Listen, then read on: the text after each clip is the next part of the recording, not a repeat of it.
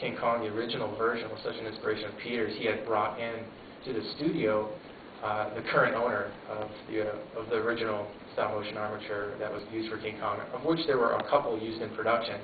Because like if any of you have worked with stop-motion, sometimes puppets tend to fall apart, or they need maintenance, or you need a backup, or you just need shots of different armatures at different scales, or what have you. But either way, they had a couple. And this is the only surviving one that still was physically used for the film. So we said, what a great way to inspire the, not only just the animation department, but all the departments at WETA as a whole. And so they flew Bob Burns up, and him and his wife, basically really humble, like people next door couple, very amazing, easy to talk to.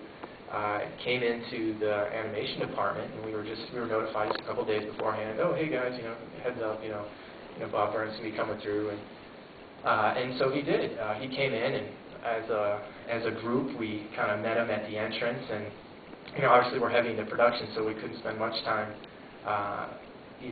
greeting him. So we basically just went back to our desk, and we were told that he'll just come around to each of our offices. So we thought we would just get a chance to see it from a distance, the actual construction of it.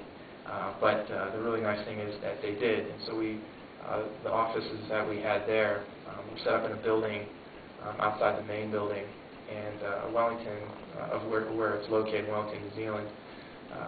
It's a smaller facility that is just basically offices down these hallways. And we had an office of 4, and so they came in, and Eric Layton, the animation director on Kong, also partnered with Christian Rivers, he came in with Bob and the armature, and basically just put it in our office, and we're like, holy cow, we're even closer to it now. That's really cool. And the whole thing, in stop motion, if you're doing it, I mean, the film itself is inspiring, but to actually see the construction of it is amazing. And coming from like a stop motion, background, and it's really great to see how the armature is actually put together and built. And so we're just looking at it, and we're all lightly dancing around it, because it was one of those. It's not like we can see it in person, and it's not behind glass.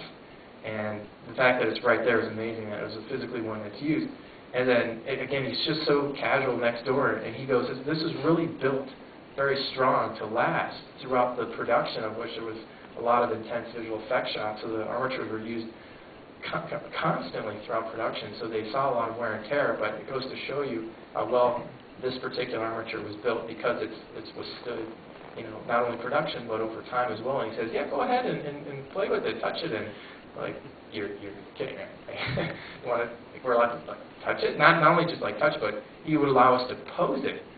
And we're like, you're kidding. And he's like, no, it's really durable. I mean, that's what it's meant for. And that was a real honor to actually have it sat at our desk and be able to kind of play with it. So we all took pictures of ourselves with it, and with our director, and it was just like a really great time for all of us to see, why are we all there? I mean, we're there to create Peter's vision, but us as animators, to kind of bring life to a character is amazing. And we get 3D puppets on a computer screen. But the advantage of stop motion, unlike other mediums, is that it's a tangible thing. You can physically touch it, or like the original fine arts, like you can pull it, get your hands dirty. So to be able to do that with animation that's inspired you, it was a fantastic thing. So the WETA Workshop recognized that, because it had such popularity among the studio, because they went to all the different departments with creatures, the modeling people, the technical people, but as well as the modeling people in that as well. In composite, everybody got a chance to view the armature, because again, whether you're an animator or just lover of film, which is why everyone's at that company anyway, it's because they just love the art of it. They were all just so moved that the workshop said, hey, it would be why can't we inspire the world with it? Which is why Peter toured with it. So even during the premiere in New York, he brought it with him.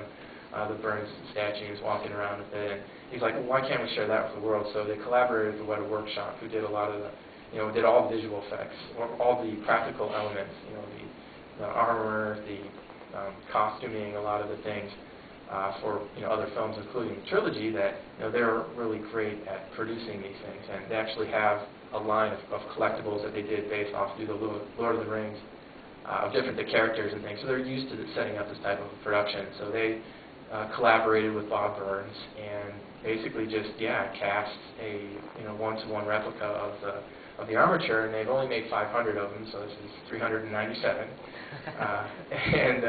and distributed them around the world. And really, it's just a means to constantly remind you, because as filmmakers, it's really about inspiring. It's the reason why Peter made King Kong is because it inspired him.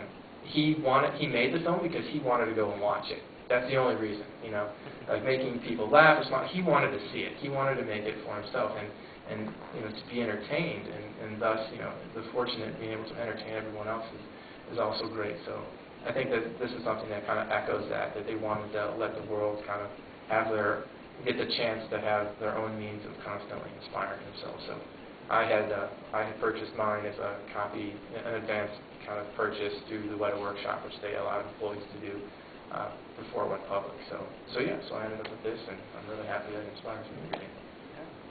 It's an amazing piece of art in itself. I mean, the stuff that went on top of it, this would all have been covered with, latex and rubber and things like that. But, I mean, even just the detail and even like the fingers here. I mean, all of this stuff, it's important too, I think, remember that this was all custom built by Willis O'Brien. Actually came up with this whole design. And he was an animator and a sculptor and an artist, but he was also a bit of an engineer, in the sense that he really had to engineer this whole thing. And you don't just go to, it's like what Bob Byrne says on the DVD when he's talking about it, you don't just go to a store and buy a bunch of Kong fingers. It doesn't come in a set that you build. He had to build all this stuff from scratch, so it's quite a neat piece of machinery. Did this,